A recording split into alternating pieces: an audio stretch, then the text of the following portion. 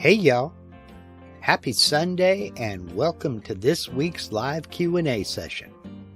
This is the portion of the show where we allow YouTube to send out notifications that we're going live.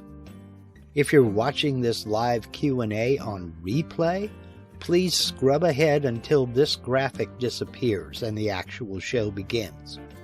If you're watching live and you have any comments or questions, please go ahead and put them in the live chat. But for now, grab a beverage, sit back, and relax while the countdown timer does its thing. Then we'll get started.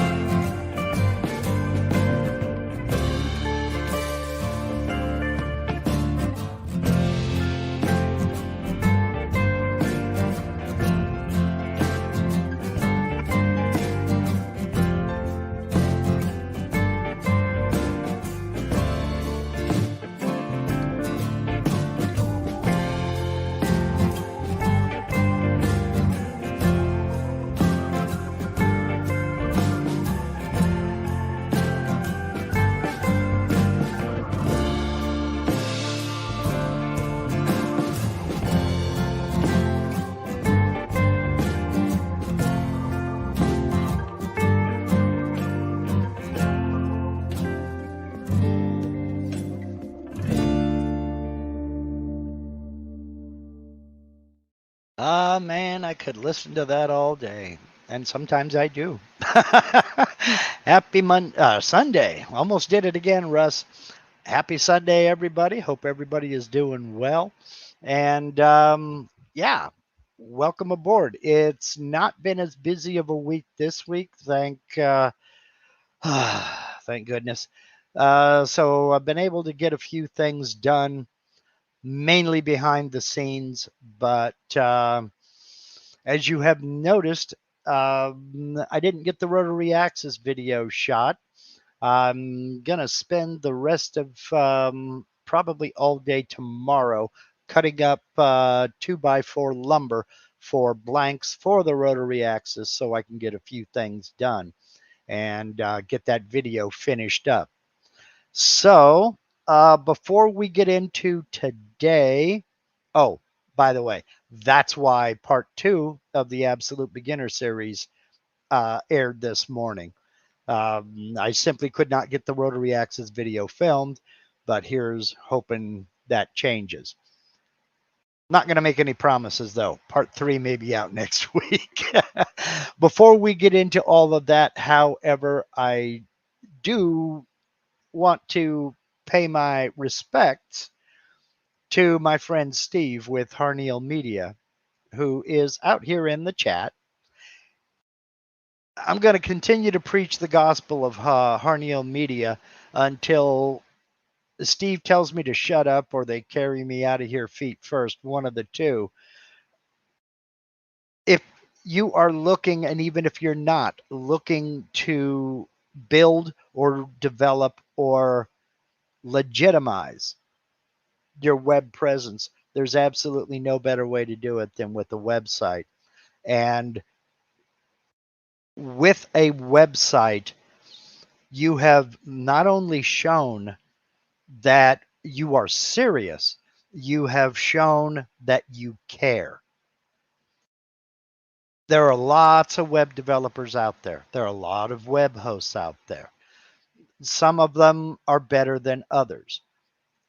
I will only recommend Steve at Harneal Media. And the reason I will only recommend him is because he gives you performance. He doesn't give you excuses. He's not going to try to convince you how to live without something that you really, really want. He's going to do the work and he's going to do it very well. He's very competitively priced. And I guess best of all, when you're working with Harneal Media, you're working with Steve. And that's the only person you're going to work with. You're not going to get a hold of some nameless, faceless person in some call center somewhere. You're going to talk to Steve. So do yourself a favor. If you're even toying with the idea, head over to harnealmedia.com. There's a link in every video on this channel, and it's that way for a reason. Head over to harnealmedia.com, hit that contact us link, send him a message, and you guys can chat about what he can do for you. And trust me, it will be done. So thank you, Steve. Thank you for all that you do. I truly appreciate you more than you'll ever know. Okay, so today was part 2 of the Absolute Beginner series, where I got into some of the other tools in the toolbars up here in the design space, then got over and spent way too much time with the profile toolpath. I got off on several tangents, and you should see what I edited out. I mean, it was 47 minutes long, down from about an hour and 20 minutes. And I thought, ain't nobody got time for that. Ain't nobody got time for 47 minutes. I'll pick up some of those tangents in future videos. And I said that a lot. What I should have done was I should have put a future video counter down in the bottom for the number of times I said that. But it is the case. You can't do everything in one video. And I know some people were sitting there going, we know this, we know this. Well, please keep in mind that new people join us every day. New people get CNC machines every day. New people download and install Vectric software every day. And these are the folks that I'm trying to help show them that none of this is over their heads, especially if you're willing to sit down with the software and work with it and just learn it. None of us were born knowing this stuff. So, to you new folks who may have beginners questions, this is a judgment-free zone. I've been that guy with the question. I still am that guy with the questions. By all means, ask. Throw them over in the comment section and we'll get to them in due course. But for right now, we do have some questions out here. We've got some good ones. Some questions and some comments. But I'm going to start with one that I can I'm going to start with one that is a little bit less involved. This is Kimberly Went watching the threading toolpath how-to on Vectric's channel. Her accent, that's Becky's. Her accent is so cute. Could you do a video on that sometime, Mark? I find you easier to follow. Well, first of all, thank you, Kimberly. I appreciate that. And thank you for the super chat last week. I totally missed it until I went back and reviewed after we had ended. Thank you very much. I truly appreciate it. The threading toolpath has been on my short list for about a year. I have not yet done anything with the threading toolpath, but I will. It's on my list. It's on my short list. Right now, I have to focus on the rotary and the Absolute Beginner series, but believe me, threading is coming. Along those lines, let me also say that male threads on the outside of something, especially if you have a long thread, are generally speaking easier to do if you have a rotary axis. Not only do you have less concern with how to mount a piece. If you've got a piece that tall, how do you mount that to your table? There's less concern because you can put it between centers. But you also don't have to worry about your Z-axis travel. If you only have 4 inches of Z-axis travel, that's as long as you can get with that male thread on the outside before you have to start worrying about, well, you have even less than that because you have the bit length along with the collet. You're going to have a collision eventually. So if you have anything more than, say, 2 or 3 inches at the absolute, well, not even that. You see the conundrum. Eventually, you're going to have a collision where you're running into the part you're trying to thread with the collet or something else that happens to stick down on your Z-axis. So doing male threads, if it's at all possible to do on a rotary axis, is generally speaking the way to go.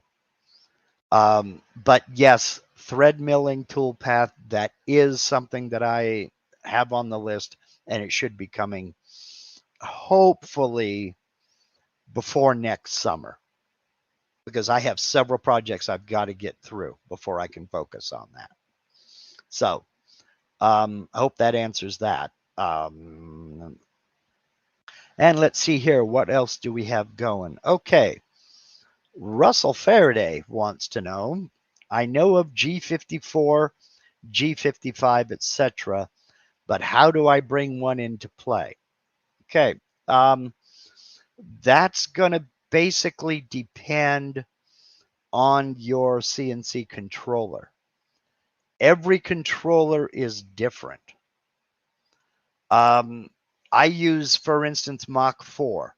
I used to use Mach 3. Let me bring up Mach 4 and I'll show you how easy it is to do in Mach 4. Now, I got to also disclaimer here. You're using Mach 3. Okay. It is similar, but it's in a different screen.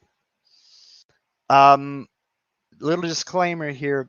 This Mach 4, this computer is not hooked up to the CNC router.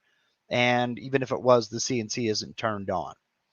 So it's not going to let me do certain things simply because there's no communication between it and the smooth stepper in the controller. So it won't let me home my axes. And without homing, there are a lot of things I can't do. So in Mach 4, and it's similar in Mach 3, in Mach 4, I can go over here to my offsets tab, click on my offsets, and here are several buttons. I can set, for instance, this G58 offset has 2 inches in X, 10 inches in Y.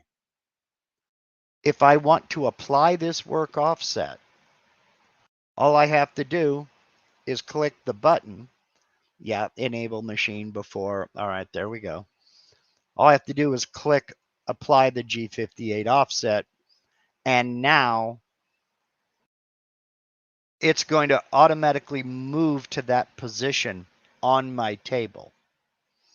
This work offset was set in machine coordinates. So now if I come back over here to program run, because I haven't homed the machine, the button is grayed out. All I have to do is hit go to work XY0, and it's going to move over to that position, 2 inches over in X, 10 inches up in Y. And then I load my G code, set my Z0, and go. I have 2 videos on my channel, and I'll link them in the description of this live stream after we're done here. That shows how I set up those work offsets and then how I use those work offsets. And again, there are 2 separate videos. One of them is introducing the work offset, and I set one up. Then the next video is after I repaired my spoil board, I reset that first one in a slightly different location and then added a second work offset so that I could mount 2 pieces of material, then just bounce back and forth to the next. And it works really, really good.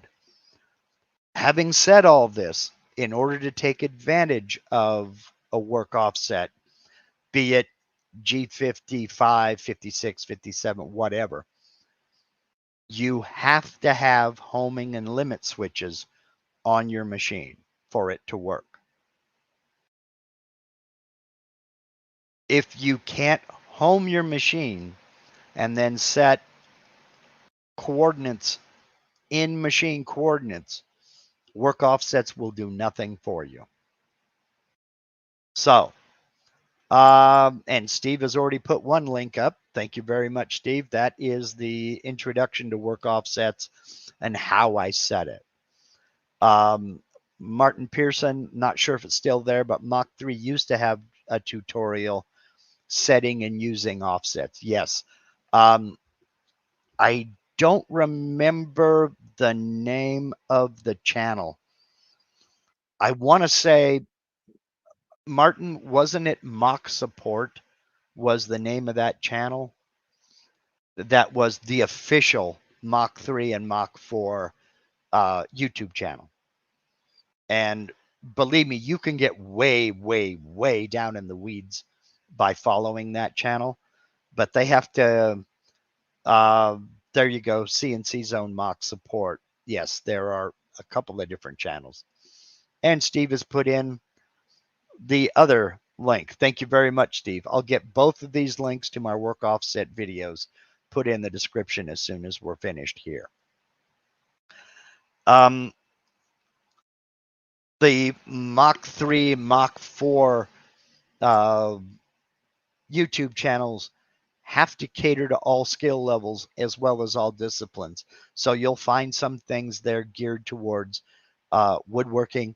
Some things are just general CNC and control of the software, and other things are for machining metal or even exotic metals. So just take that with a grain of salt and know that not everything over there is going to apply to your machine or your use.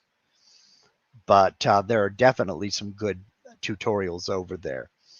And I know a lot of people are still using Mach 3, and there's not a thing wrong with Mach 3.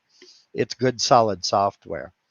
And I'll go out on a limb and say that if it weren't for Mach 3, the CNC home hobby would not have advanced as fast as it has, simply because it was an inexpensive controller software that, even though it had a lot of bells and whistles, once you got the basics down, it was pretty easy to work with.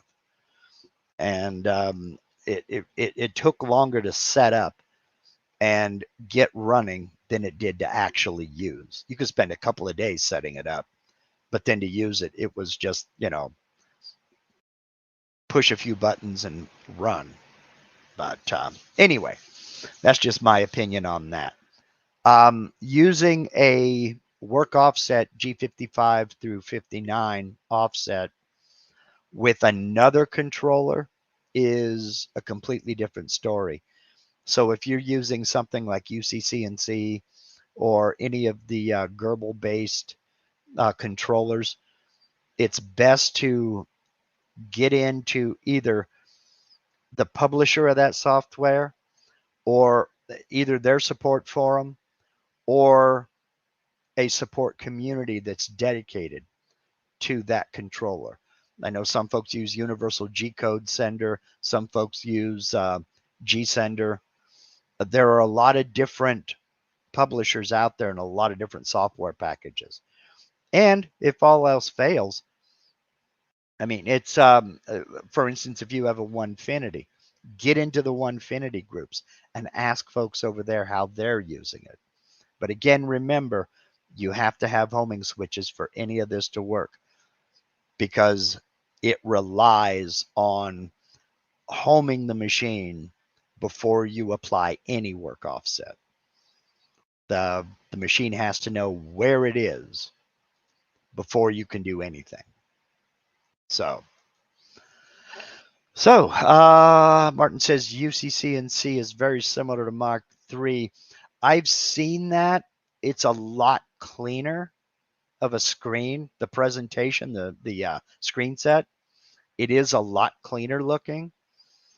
And Mach 3 has so many options and so many macros and whiz wheels and wizards and you name it. It's got all kinds of stuff off in several different directions, but it's meant to service everybody at once. And it's kind of like a buffet. You pick and choose what you need out of that. UCCNC is a lot cleaner. It's mainly for woodworking, but it can be used for machining metal as well. And I know several people that do it. So, but we all have our own software controllers, but it is a function of the software. So, all right. Now, and again, if anybody has any questions at all on the video release this morning or anything else for that matter, feel free to put them over in the chat. All right. Now, Dion, over at Misty Woods Tradecraft, I don't think you realize what kind of a can of worms you opened here. I can talk on this subject all day, and I have. What type of 8/4 softwood is good for production 3D carving and then staining? What I love about this question is there were a bunch of suggestions. We have poplar, basswood or linden wood, English oak, none of which are softwoods. I thought that was fun. Russell came in and said larch carves very well, and that is a softwood. The only problem is, and you have no way of knowing this, Russell, larch has a very, very small area here in North America where it grows. We have the Western larch, or some call it the American larch. And there's more of it in Canada than there is in the US. but you're kind of limited to a very small geographic area where it grows. And then there's not that many trees. So finding it commercially to use is pretty much impossible. But let's get back into his actual question. And that was, what type of 8-quarter softwood is good for production 3D carving than staining? Softwoods, by definition, it's a it's not a deciduous tree that drops its leaves. It's an evergreen. So you're looking at larch, you're looking at pine, spruce, fir, cedar, redwood, things of that nature.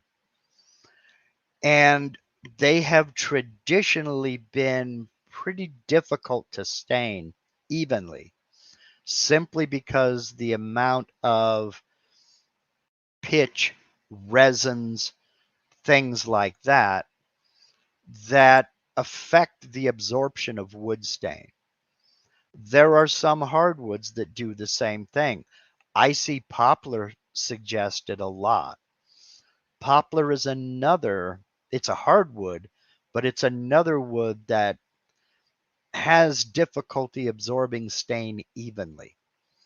I make it no secret, I absolutely hate working with poplar. It doesn't want to finish well, to me, as compared to other woods. It doesn't hold fasteners worth a ding dong. It will hold glue, and it is good for like mortise and tenon or a dowel-based joinery. And in fact, I would say most of the upholstered wood furniture you have in your home, the frame is poplar, just simply because it's cheap, it's fast growing, it's easy to find, it's all over the place, but it's generally considered a trash wood.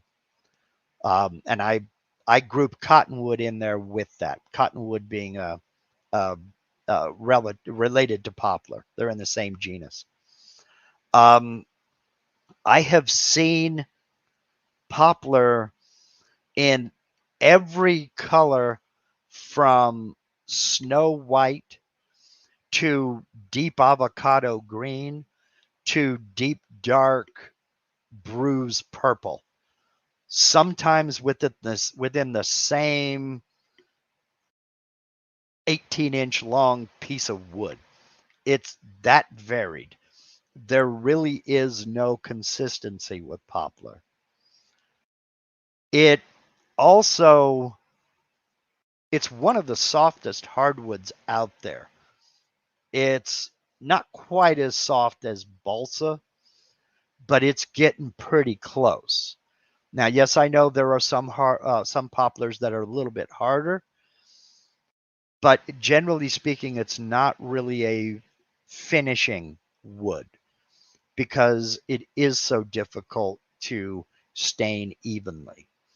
It wants to blotch up, and you'll have patches where the stain absorbs really well, and then other patches where not so much. There are ways of getting around that. And there are ways of getting around it, and it's mainly by using some form of a wood conditioner or sealer. You can buy commercial wood conditioners out there. Minwax makes one. I believe Bear makes one. There's a few brands out there. And they do work. Just follow the directions on the can. But for a less expensive alternative, if you use a lot of shellac anyway, I tend to use a spit coat of shellac. And what I mean by that is take a regular 2 or 3 pound cut of shellac just in the can, and you want to mix it 1 part shellac, 3 parts denatured alcohol. Very, very thin. Then apply it, let it dry. You'll then have to sand with like 220, because it's not really going to raise the grain, but any fuzzies that are standing up are going to be trapped. Alcohol won't raise the grain on wood like water does, but any wood fibers that are standing up from your sanding will be trapped in that upright position. So you come back with 220 and sand it nice and smooth and then stain. What that'll do is that'll tend to fill the areas that are really thirsty and not so much the areas that aren't. Also, I prefer, when I'm dealing with softwoods, I prefer a gel stain to a liquid stain like a standard Minwax or something like that. So that's just my personal preference. I tend to get a more even finish that way. That being said, I don't like to work with softwoods as a general rule if I'm going to have a stained piece. If I'm going to make something and then stain it, I'm generally speaking going to go with a hardwood.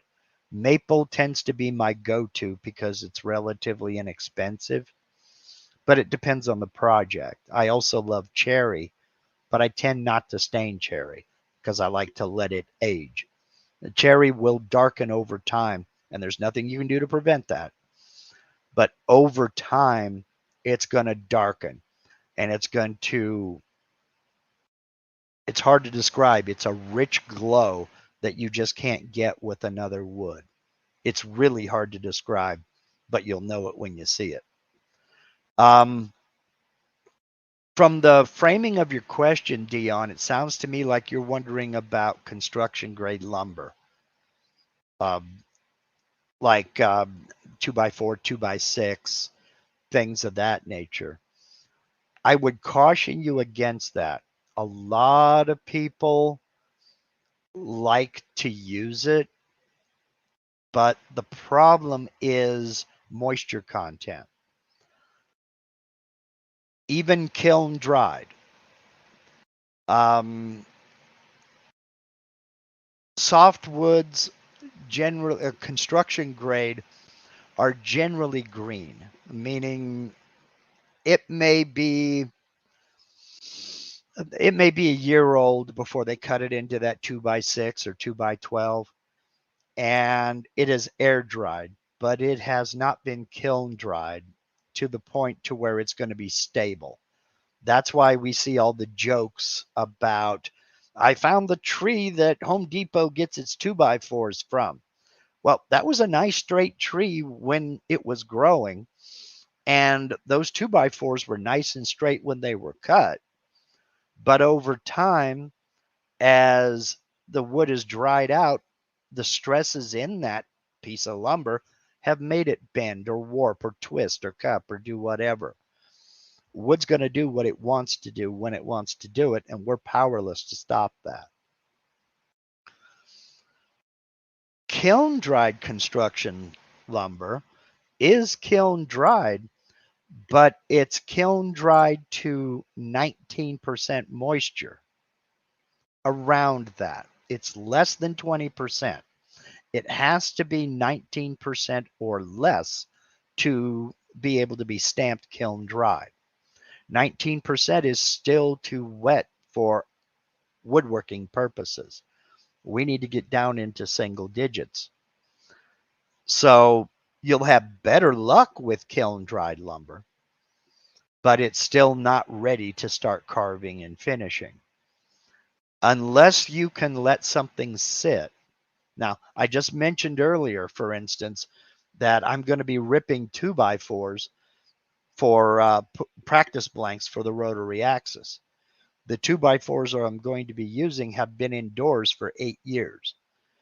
They're well dried. I bought kiln dried 2x4s when I made the table, the work table that I tore apart to get these. So they've been drying indoors for 8 years. They're dry. I do still, however, expect after I rip them on the table saw Some of them are going to turn into bananas, and I'm going to have to cut them down to get decent quality blanks out of them to use in the rotary. I fully expect that. If you are going into this thinking that softwoods are less expensive than hardwoods, you might be surprised. Like if you find furniture grade premium quality pine for furniture building, that's something that has been kiln dried the same way maple, walnut, cherry, padauk, whatever. That's been kiln dried to the same percentage. Uh, at the mill, it's going to acclimate wherever it's shipped to. So if it came out of the mill onto a container ship and came up the coast and went through a shipping port and then came to you, it could go in any direction because it's had a bunch of different environments and it's absorbed or gotten rid of moisture in all of those environments. That's why it's suggested when you go get material, you put it in your shop and let it acclimate for a week minimum so that it's going to finish its changes, because it's going to change.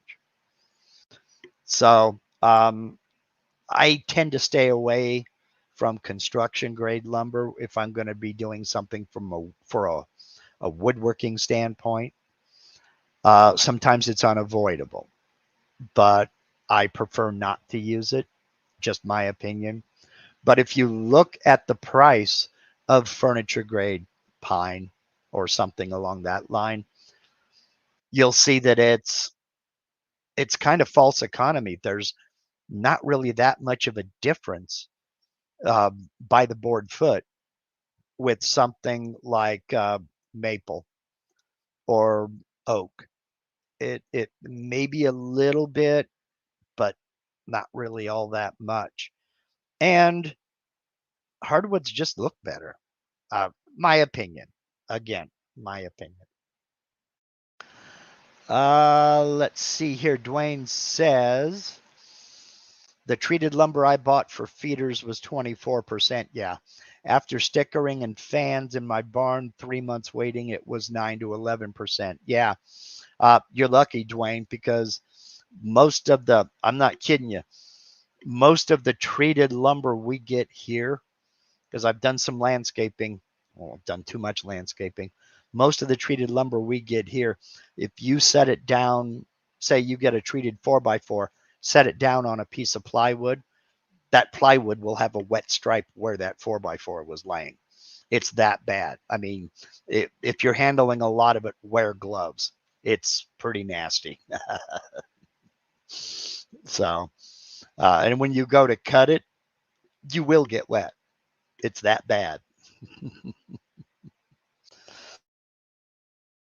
Excuse me. Wendell says if a board was cut out of a log close to a branch, there will be internal stresses from it, normally being compression from the weight of the branch. Yes, exactly. Big knots and what have you. That's why you get that, they call it crotch figure. That's why you get that compression figure where that branch was. It's the weight and movement of that branch, because that branch is going to move in the wind. It's more likely to move in the wind than the whole trunk is, unless it's a pretty strong wind, obviously. That's also why they don't use branch wood for woodworking, because they have completely different stresses.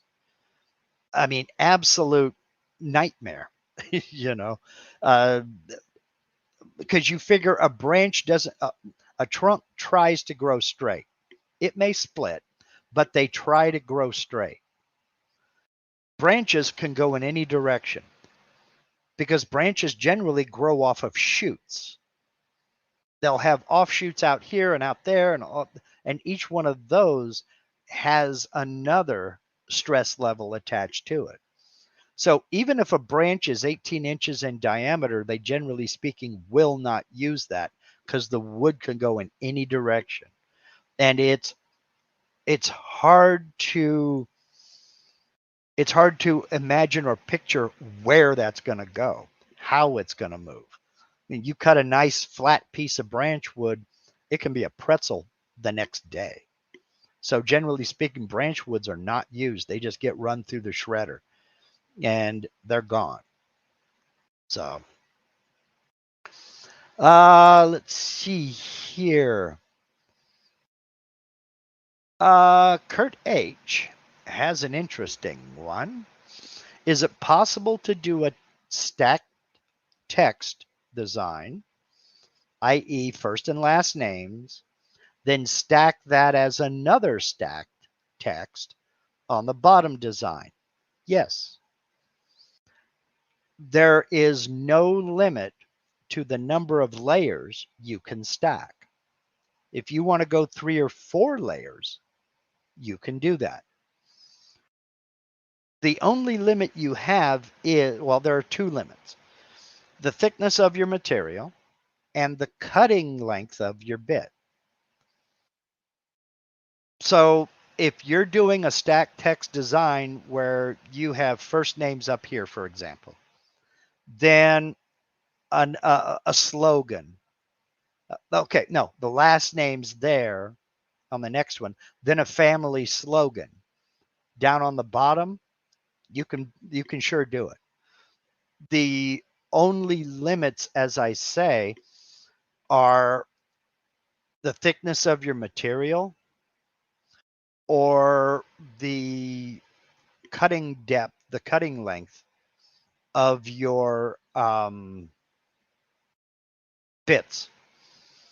And this is especially true on some of the smaller bits.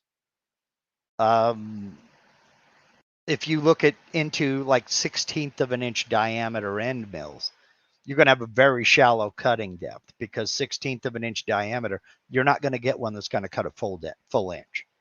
That's just not going to happen. That's why we have the layers cutting so shallow. Now, sometimes they do have to cut deeper, because if you have a pocket that is in the top layer and in the bottom layer and in the middle layer and then in the bottom layer, that bit may have to cut 3/4 of an inch deep. So that's why I tend to make my layers thinner. I tend to go about a maximum, absolute maximum of 1/8 of an inch. I generally go 0.1 inch, which is, let's see, 0.1 inches is about 2.5 millimeters. That's about how tall my layers are. So, let's see. Mark Collins wants to know, are we going to go into Vectric? That's a broad category. What would you like to know about Vectric? If you have a question, please do ask, and I'll try to do my best to get an answer for you.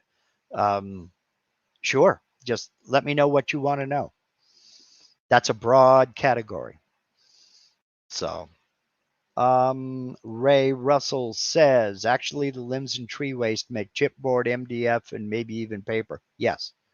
And speaking of poplar and cottonwoods, that is definitely one of the main purposes for them is paper. There are huge private plantations up north of me, about 100 miles, where it's just acre upon acre upon acre of poplar trees planted about, they're planted as saplings about 6 inches apart. I mean, so dense a rabbit can't get through them. And the poplars are such a fast growing tree, they'll let them grow for about 10 years, then go in and clear cut that entire area and send all those trees off to the paper mill, where they're ground up and turned into paper.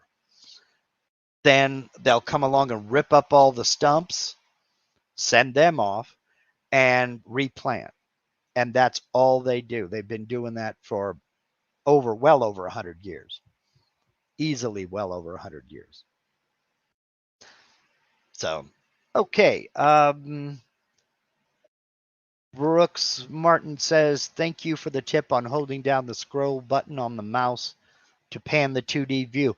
Yeah, Brooks, you'd be amazed at the number of people who didn't know or who don't know that the scroll wheel on your mouse is also a button that you can push down and it will activate stuff. Now, what Brooks is talking about is putting the cursor anywhere out here, hold down the mouse button, and pan around this way. And you'll notice the scales move at the same time. The ruler's up here and down here. But it also works over in the 3D view. So, and that's not a very good color for this. I guess I should get over in my material settings. We'll talk a little bit about this. This is one of the things that I edited out of the video that was released today. And this will end up going into another video, but just giving you a preview of coming attractions. The material settings here. You can choose, for instance, right now we've got Canadian maple. All right. I'm going to leave it at Canadian maple. Okay. And that's what color this modeling plane out here is, Canadian maple. Yet, now let me do something here. There we go. Close that. I'm going to head over and I'm going to pocket that out. I don't know what's in here. I'm just going to accept it, calculate. Then we go over here. Oh, it did do it. Okay. Now, all right. It's different over. Okay, it is the same over here. Usually I keep this on medium wood. Ah, okay. I was going to say normally when in the 3D view over here in the preview window, it's different from the over here in job setup. All right, my mistake. I've not seen that. That's been, maybe it's because I went in and I selected it instead of just leaving it as it was. Okay. Never mind.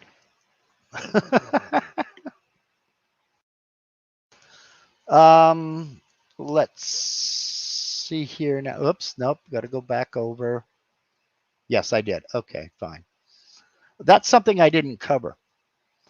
If you leave the preview window open, all right, let's go ahead and preview all toolpaths.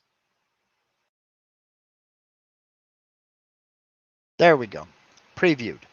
If you leave this preview window open and you go over, back over here into the design space, and you get into your 3D view, you're still going to see that preview.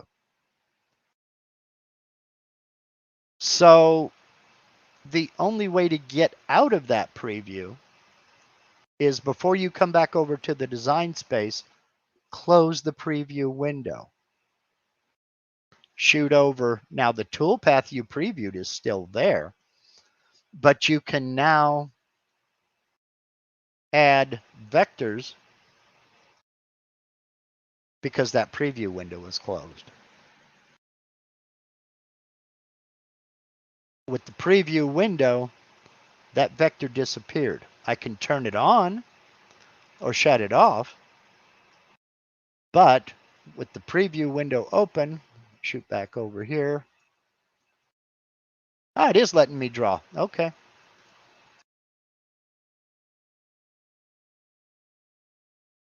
Come on, let me deselect. This poor computer. You're not letting me deselect. Close the window. Now it'll deselect. So that's something to be careful of. Reset your preview. Close the preview window. Go back over here.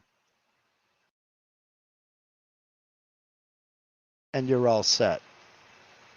Let me get rid of that. Let me see what this did over here. Material settings. Yep, it is set to medium wood. Okay. My mistake. That's one less thing I got to worry about. See, this is the kind of thing you don't see in my edited videos because I can edit this out. Michael Ludwig, can you select that circle and do a toolpath from the 3D screen? Yes. Let's go put a circle in it. Close, and we'll shoot over here. We're in the preview window. This control right here, the second one in, turns on the vectors on the 3D view. Okay. So I would have to close my preview window, but I have it selected. And okay, there we go. We'll cut it on the inside. This is just a demonstration. I'm not going to add anything else. We'll calculate that and we'll preview it. And there we go. So we can do all of that on the in the 3D view. While we're at it, Michael, I know you didn't ask this. I'm going to have to do some prep work here. Reset the preview. Go up here to sheets. We're going to add a new sheet, the exact same size. I'm not going to change it, but I now have 2 sheets. Okay. If we look out here in the 2D view, there's my second sheet. I'm going to real quick select my second sheet, and I'm going to draw an oval down here. Close. Okay, go back over to sheet 1. There we are. Go over here. I've had some people ask me, is there a way I can copy a toolpath to another sheet? And the answer is kind of. I've got this sheet here with this profile toolpath that's going to cut out that circle. But now suppose I want to use the same toolpath with the same settings and the same tool to cut out this oval. There is a way to do it. And that is, we'll right-click that profile and we'll select duplicate. So we duplicate that profile toolpath. With it selected, I'm going to double click, then come over here in our 2D view and double click sheet 2. Select that vector, then calculate that toolpath. What that did was it moved that toolpath to sheet 2. If I go back to sheet 1, that duplicate is no longer there. I have moved that toolpath to sheet 2. And there it is right there that I can preview. This comes in handy if you've got a lot of settings that you have put into one toolpath.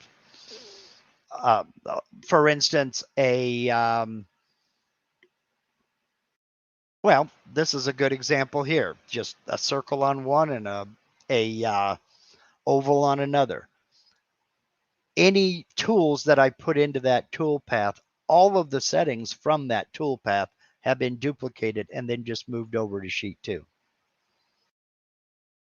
So if I go to all sheets, there are all of my toolpaths, but I'm still looking at sheet 2 out here in the preview.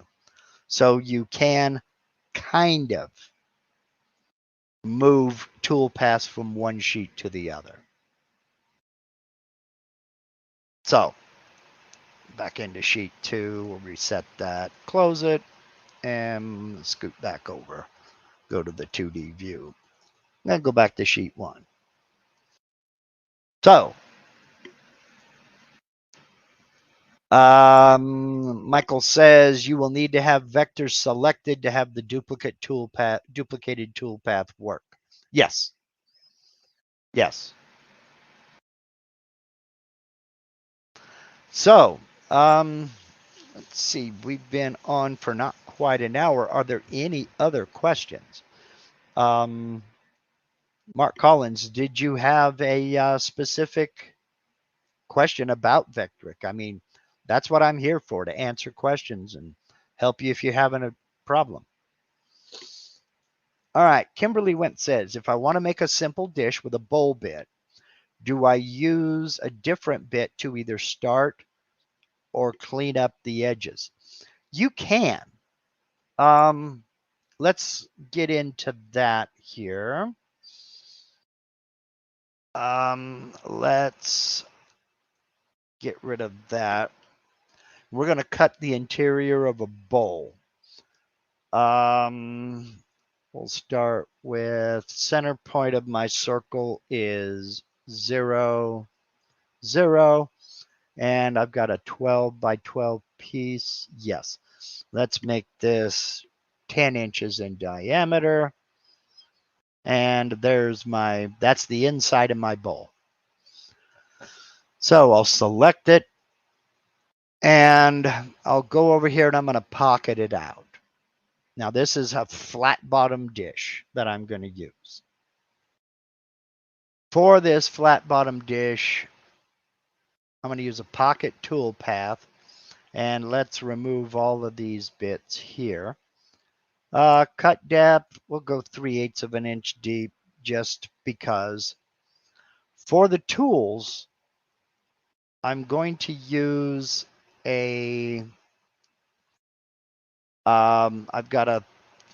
for this one, I've got my 1.25 inch diameter bowl and tray bit. Now, I can't zoom in on this, but can you see the radius of that bit? That's what it's going to leave around the inside edges of this bowl. All right. So I'll select that bit. Now, to help this bit out, I can come in and clear out the majority of this. So let me select another bit. You know what? I don't know. Past depth of 1/8 of an inch, I would probably just use this. But since you asked, I'll use my 1/2 inch end mill to rough that out. I've got a beast of a clearance bit, and I'll use that. So that'll be the first bit that gets used here. And then this is going to come in and clean everything up. So let's calculate that. And we'll do the clearance bit first. We'll preview that. And I didn't even bother to look at my settings for that 1/2 inch bit. But it's going to come out, and it looks like it's going to make 3 passes to do it. And it really could do it in 1 pass. Let's see here. No, it did it in 2 passes. All right. So that 1/2 inch bit has gone in, and it has cleared out an area. But let's see what area it cleared out. Let's put a check mark to draw that toolpath. And that's where these 2 icons come in. Okay. This icon right here, it toggles the drawing style. Right now, this is drawn in wireframe. It's showing you each of these tan lines is where the bit is going to cut, and the arrows are showing you which direction. But we can also look at it as a solid view by clicking this icon, and that blue area is everything that bit has taken out. Oops. I'm trying to rotate this back, and that don't work in the 2D view. So That is everything this clearance pass has removed down to the depth we wanted to remove it to. And again, that's toggled by this icon right here. We're looking at solid. Now we're looking at wireframe, and that's the default. That's what it's going to show you. Okay. So we've seen what it's going to clear out. Let's go back over to the 3D view, and now we'll do the finish pass.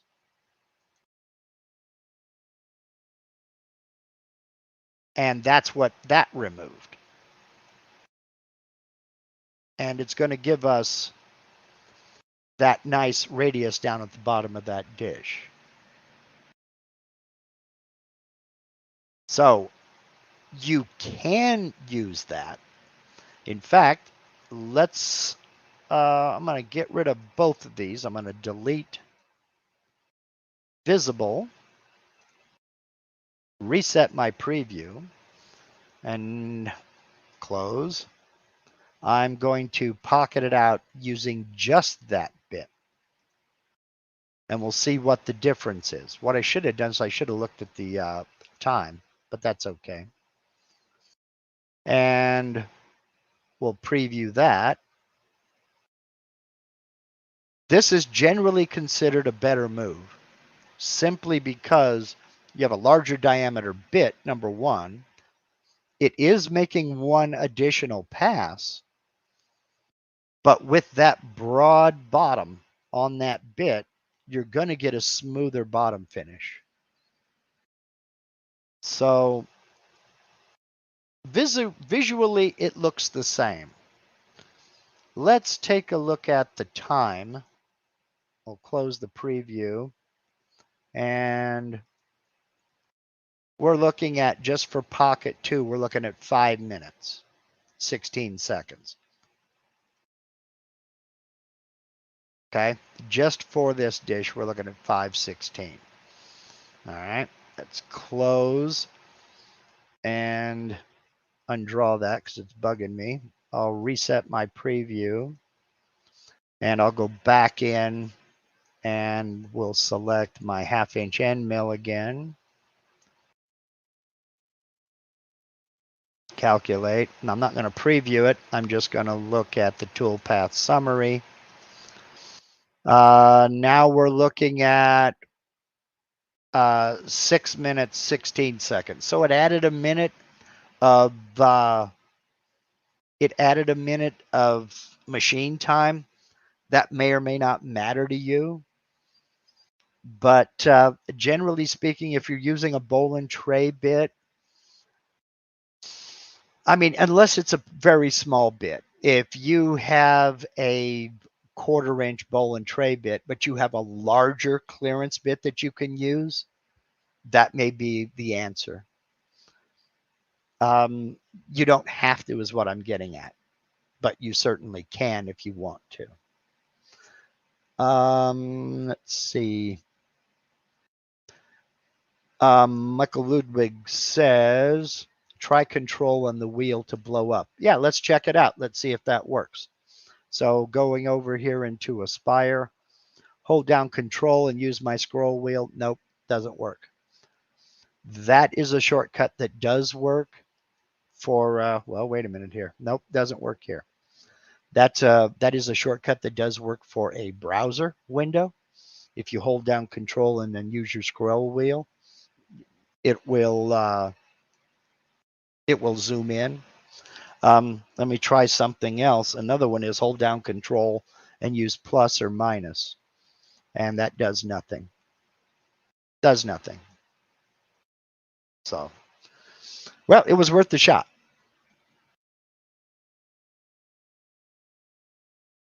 Okay. Kimberly has another question on this. Come on, computer. You can do it. My computer is taking a while to respond here. And let's go to the top and remove here. Come on, computer. You can do it. Well, She's asking if I cut that out, how to pretty the top. There it is. All right. And soften the edges. Are you talking about the inside edges or the outside edges? And I used a 2D vector with a pocket. Are you talking about a 3D carving? Because that's a different subject. A 2D pocket like this, it's just going to cut inside this vector. A 3D carving is going to be different.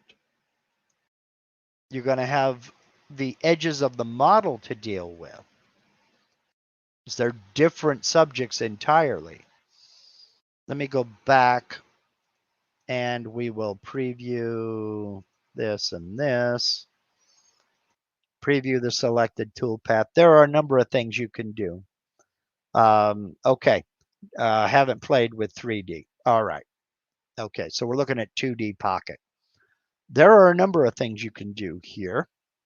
We'll let this finish previewing. If you have a point cutting roundover bit. Now, let me take a look here what we've got. And I'm going to go back into my tool database and I'm going to look at my bowl and tray bit. No, I don't see what that radius is. I can't tell what that radius is. It's not very big. I'm going to assume it's roughly a 1/4 inch radius, maybe smaller. So cancel. From here, what I can do, select that vector, close my preview. Let's go back to that view here. I'm going to do a profile toolpath. I'm going to use a point cutting roundover bit. And that's down here. I've got a 3/16 point cutting roundover bit. Yeah, I'm going to use that. I'm not going to go for the 1/4 inch. I'm going to go for the 3/16 point cutting roundover bit. And I'll select that. And for the inside roundover, I'm going to go to the inside of that vector. I only want to go the depth of the radius. So the radius is 3/16 of an inch. So 3/16 equals 1875. So it's going to cut to the depth of the radius. And we're going to go inside. And I'm not going to do anything else here. We'll calculate that. That may still, wait a minute. Oh, I only did the clear, that's why. Okay, so I got to preview that one. There we are. I wondered where that was. Now, I'll do that profile, preview it. Nope, shouldn't have been the inside, should have been on. So we'll undo last. Go back into this profile, go on the vector. See, this is another thing you miss when I edit a video. There we go. That should be it. Now we'll preview that toolpath.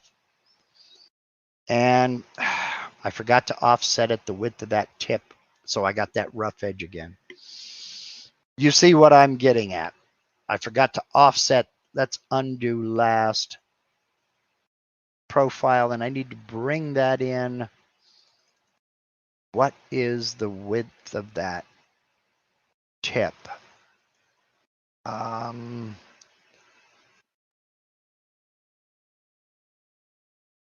6. Man, I don't remember the tip width here. I want to say it's 20 thousandths. All right, we'll close that. And I can't do an allowance offset, so I'm going to have to offset that vector before I can do this. Dag rabbit. Okay, well, trial and error, Brooks. Absolutely. I keep forgetting that tip on that bit. I'm going to change over to the 1/4 inch because I know it goes to a, no, not V-bit. I know it goes to a point. So select that one, and I want to go now 0.25. That's going to be a more dramatic roundover. But hey, it'll get rid of that hard edge. And we'll preview it. And now I have a roundover that doesn't have that harsh edge. There might be a little bit of one, but sanding will take that out. So another way you can do that is on a, well, I hesitate to say that because this is not very deep. Never mind. Never mind. So that's one way of taking care of that.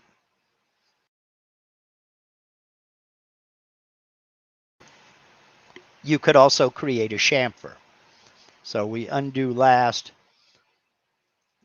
Oh, the profile here. And I'll use a 90-degree V-bit. Select.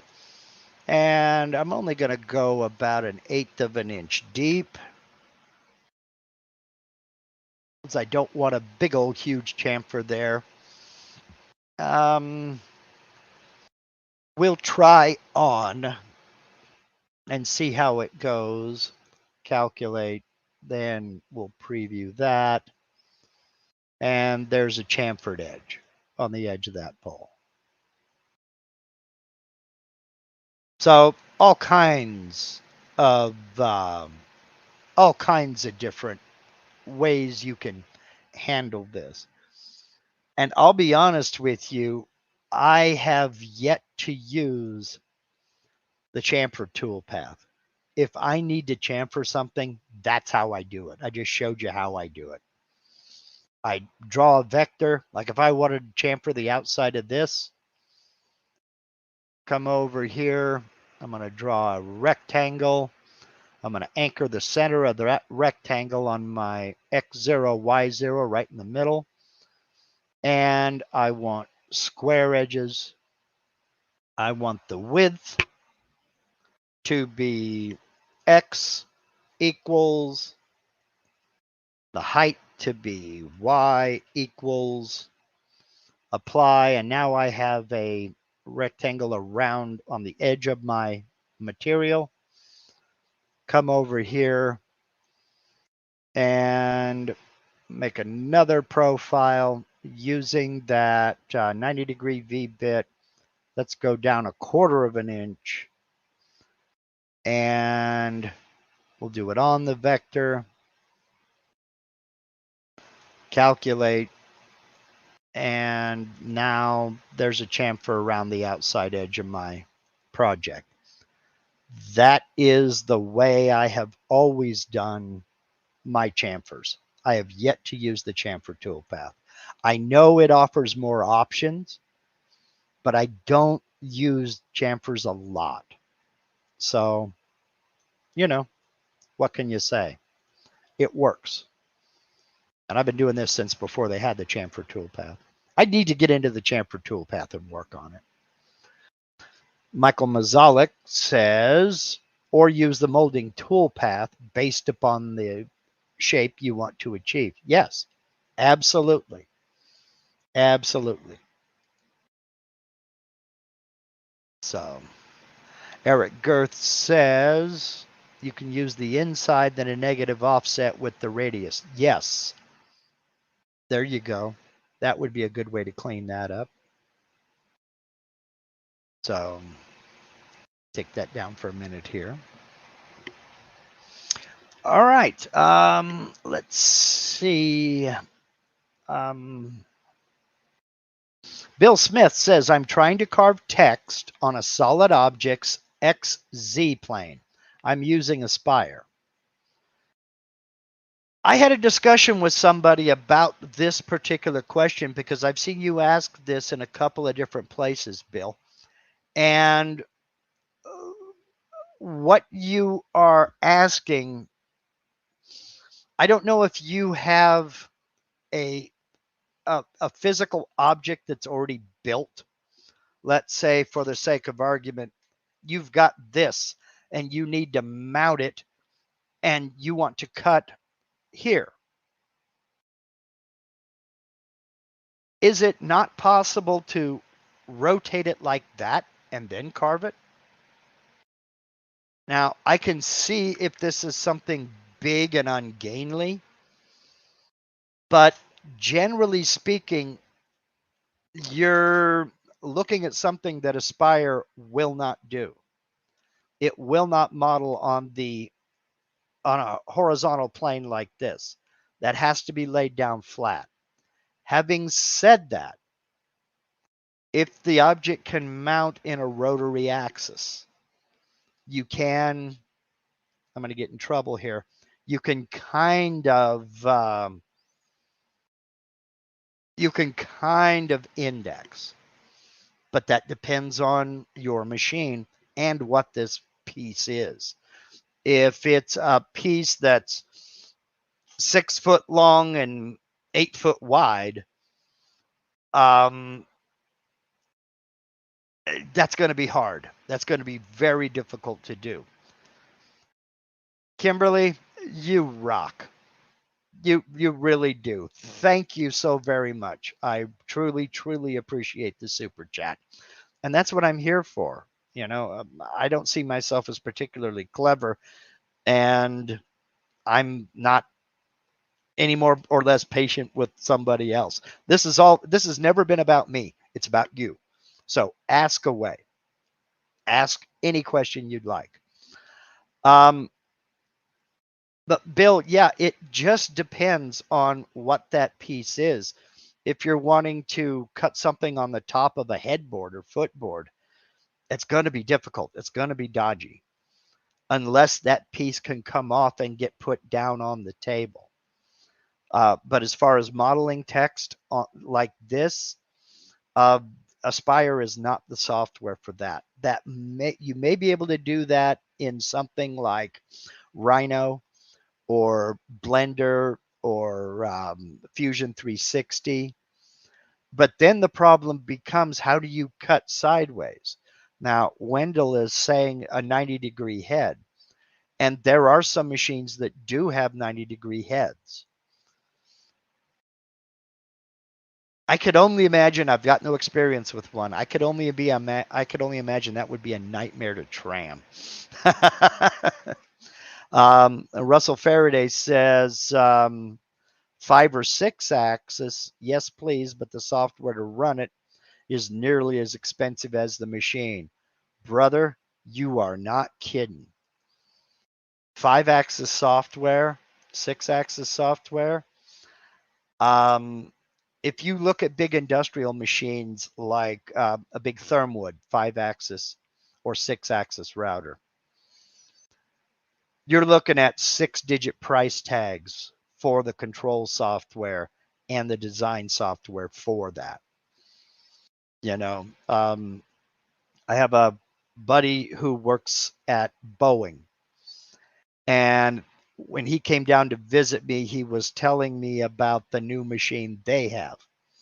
I don't remember which model, but it's a big Thermwood machine that is a 3D printer and 6-axis CNC. Or excuse me, 5-axis CNC. 5-axis CNC. And what it does, basically, they have a huge hopper, and they just dump ABS pellets into this hopper, and it feeds it. And they 3D print a shape, then it comes back on the same machine and does a 5-axis CNC job to smooth it and bring it down to within tolerance. If you go to Thermwood's website, you will see a demonstration of that machine where they 3D print in black ABS a 16-foot boat hull. They 3D print it, then come back and do the 5-axis CNC to bring it down within tolerance and smooth everything out. And the thing looks gorgeous.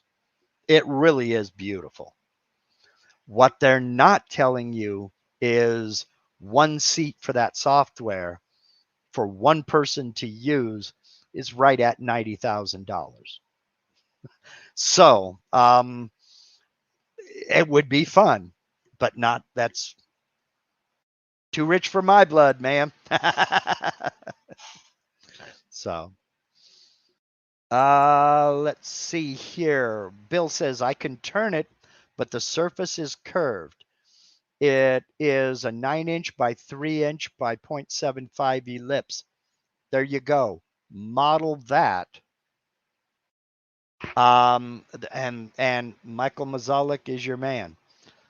Make a 3D model of that shape, then carve on that shape.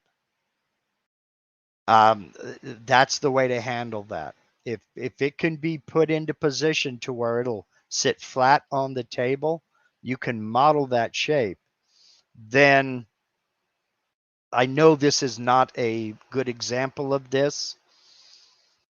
Let me shoot over here, and I didn't follow my own advice. We'll do text. It's going to take this a while to catch up. Okay, I'm going to go up here to Ackland. Come on, computer. You can do it. All right. Mark. All right. So go back out to the 2D view. There we go. Close. I'm going to bring that up here. I didn't take my own advice and reset the previews and close the preview window. And I've got clip art. Let's go with a dome. We'll use that dome. And go back to the design tab. And I'm going to make that there. All right. So I've got my dome. I'm going to select my text and I'm going to V-carve it. This is the same whether you're V-carving or you're doing a pocket or a profile or anything else. Model thickness. Okay, I'm going to have to change my model thickness because the model is thicker than my material. So I'll make the new model thickness 0.75, apply, and close. So now the software will quit yelling at me. No, I don't want to recalculate all those toolpaths. I'm going to use a flat depth of 3/8 of an inch. The secret to this, Bill Smith, after you get the model created, project toolpath onto 3D model. That little click, that little check mark right there. It's just taken all the guesswork out of it for you. Now it's going to wrap that text over that dome. I've got a dome shape. It's going to wrap that text over that dome. So back to the top, back to the 2D view, calculate, and did I use a clearance tool? I guess I did. All right. Preview that. That's my clearance. It's my clearance. Then the finish. And wow, that looks horrific. It looks horrific because I haven't carved the dome yet. So let me go do that. Let's reset the preview, close. Finishing toolpath, we'll go model boundary. And what am I using? I'm not going to use that. Remove, select. Something like this, I can use my 1/2-inch ball nose. Select. And calculate. And I did offset, didn't I? Yes, I did. Oh, well. Preview. And the step over is not great, but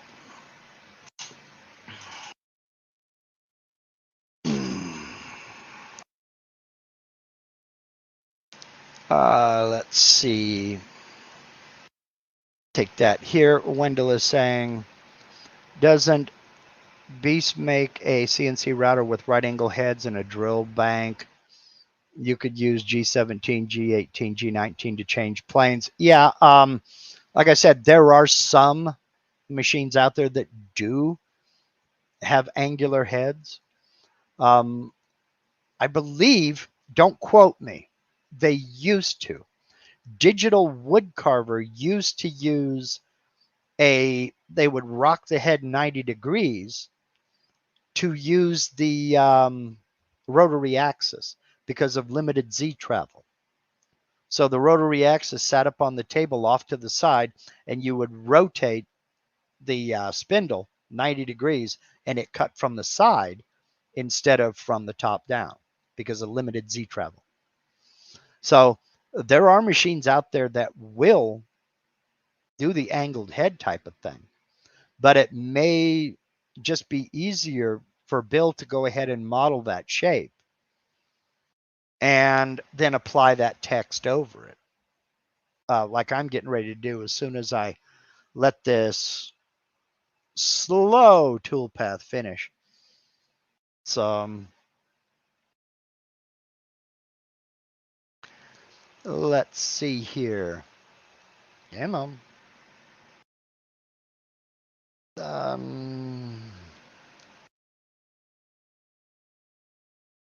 Right, let's get here. I thought it was about done. There we go. Now it's done. All right. Now I can come down here and preview the finish or the that carving and the finish carving. Still pretty deep. I shouldn't have gone that deep with the carving, but you can see how the text is molded to that dome. I didn't add anything special up here. I didn't worry about cut depths. I didn't worry about any of that. I should have gone with a shorter flat depth, and I'm not going to preview all of that. But just by checking that box right there, it did all the thinking for me and did all the footwork for me. So, okay. If you have, Bill says he's created the shape in Fusion, but I can't get the text to carve on the curve. Perfect. If you can export that shape as an STL, then import that shape into Aspire, you can do exactly what I just showed right here. Import that shape into Expire, import that shape into Aspire, get it oriented correctly, then create your text, and in the VCarve, project toolpath onto 3D model, and it'll do it. You've already done the hard work. You have already done the hard work, and that is getting that model. Michael's adding STL or OBJ. Now, Michael, good question. Have you gotten better results with OBJ or STL, or are they about the same? And that's just for me. That's something I've often wondered. And I'm not out to start any arguments or debates or anything like that. I just wondered for me. Because I know some people are devotees of STL files, and that's very common. I know others prefer OBJ files, except for those, 3D Max people, and you know how they are. 3D Studio Max. Yeah, big program. Way too much for this. Michael says, come on, computer. Come on, slow computer. I'm going to have to give this puppy a break. It is being overtaxed and overextended right now. Big time. Okay, they are the same when using Vectric software. Okay, okay. Yeah, Bill. Oh, come on, computer. This poor thing. Let me shut off a couple of programs here. I don't think I need Mach 4 anymore. Um, okay, I will work on that idea. Thank you. Yeah. You've already got the hard work done, and that is getting that shape. So, alrighty, I'm going to go ahead and wrap this up. Yeah, I'm not going to promise anything for next week. I am going to attempt to have a rotary axis video, and I'm going to start with some of the basics. I'm going to compare two different methods for just simply taking a square blank and rounding it. Vectric has their way, and as channel members will find out tomorrow, there are other ways, some of which you may not have thought of. And that kind of segues into tomorrow for channel members. Milo Scott will return, and we're going to get into some fun and games on the rotary axis, as well as a little bit more into modifying post processors to do the work we want to do when we want to do it. But again, that's tomorrow for channel members, 5:30 Pacific, 8:30 Eastern. This promises to be a good one because he's going to show you a few things that he's done that will just absolutely blow your mind.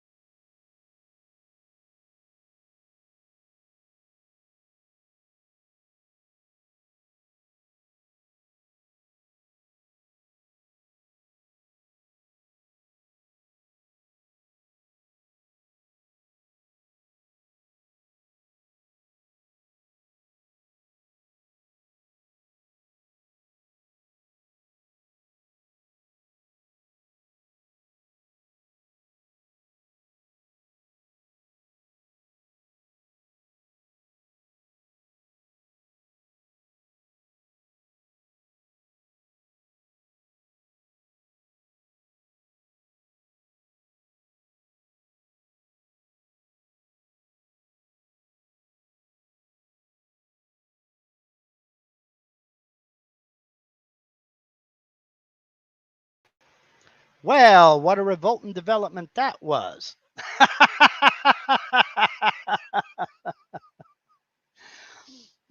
Sorry about that, folks. Yeah, the our router decided, nah, show's over. I'm tired.